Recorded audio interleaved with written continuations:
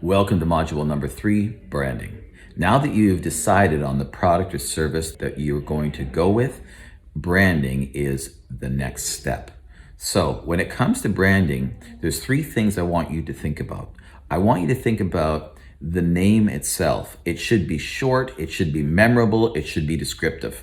Number 2 is you want to have the trademark and or the website. So when it comes to pecking order, trademark is at the very top.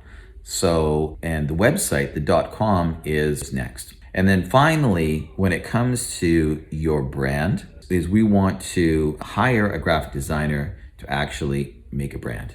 So let me go into details into these 3 areas. Number 1, your name being short and memorable and descriptive is great. So I want you to think about Amazon, I want you to think about Google, I want you to think about Coca-Cola, Nike. Those are great brands that you already know about. Each one of those brands, they're what we call breakthrough brands. So they're sort of the Kleenex of tissue paper, the Starbucks of coffee. And in order for you to become a breakthrough brand, you have to spend millions of dollars of advertising. We can show you how to do that. I'm going to show you how to do that.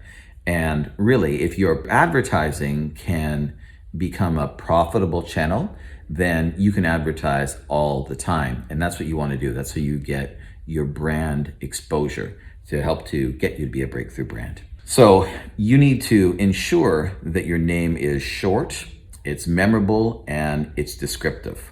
So for me, I had a number of different products, but one of my products was magic pens. You know what it is. It's a pen that does something magical, right?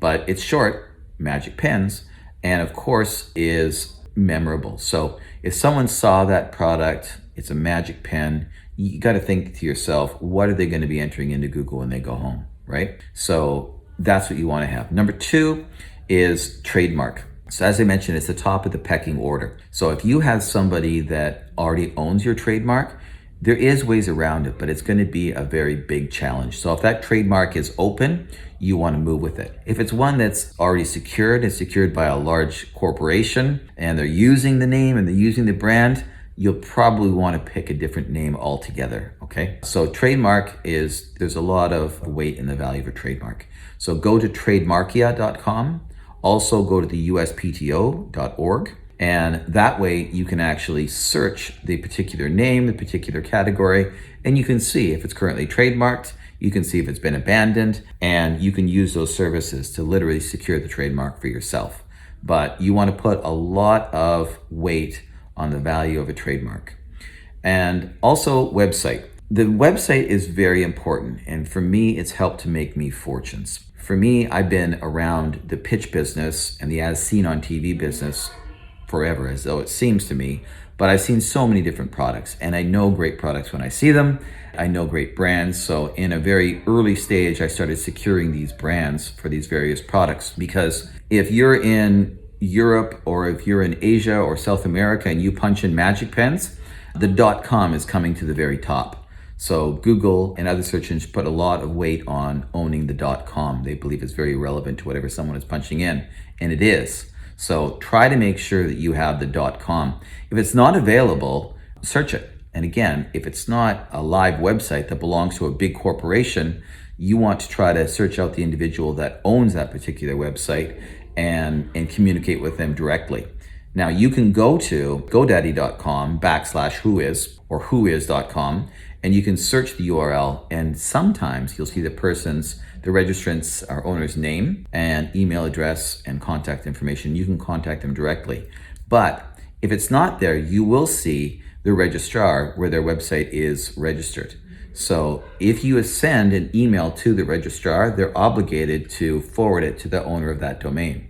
So you can say, I'm so-and-so and I'd like to purchase this domain.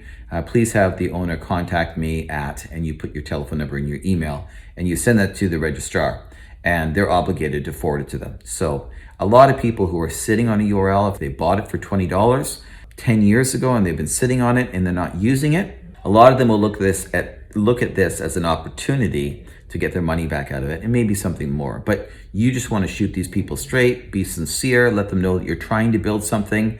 And a lot of the times I found is they'll be attracted to the fact that you're trying to build something, and they'll give you a good deal. It seems to be human nature. It's worked very well for me.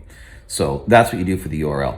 Now, finally, when you're branding your product, is you don't have to go crazy. I suggest to go to fiverr.com or freelancer.com and post an ad for a graphic designer. And I want you to build a banner, say an 8x8 banner or an 8x4 banner, but a banner. And on the banner, you want to have your product name, you want to have the product slogan, you want to have a large format digital image, and you want to have your website on the bottom.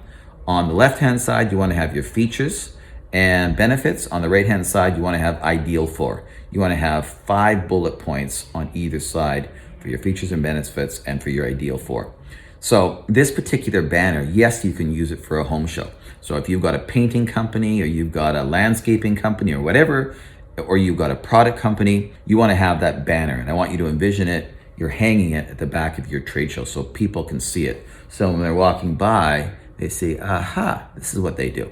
So envision your company, your product name, envision your slogan, envision your features and benefits, the 5 here, and your ideal for your 5 here, your website there. But the large format digital image that you have there, let's say, for example, you've got a cooking product, is you want a beautiful kitchen, right? One that everybody wants in their house. And you want to have the grandma, you want to have the mom, you want to have the daughter, right? You want to have the family in the kitchen. So if you can envision what Thanksgiving ideally would look like in your house, who you would want in that kitchen, that's the image you want to have on there. And your graphic designer is probably already good at that, but that's what you want to have on there. So once you have that image done, you can now use it for a banner. You can use it for your website. You can use it for your packaging of your particular product or service, and you can use it everywhere. But that sort of a banner at freelancer.com or Fiverr should cost you about $100, maybe $200 on the outside.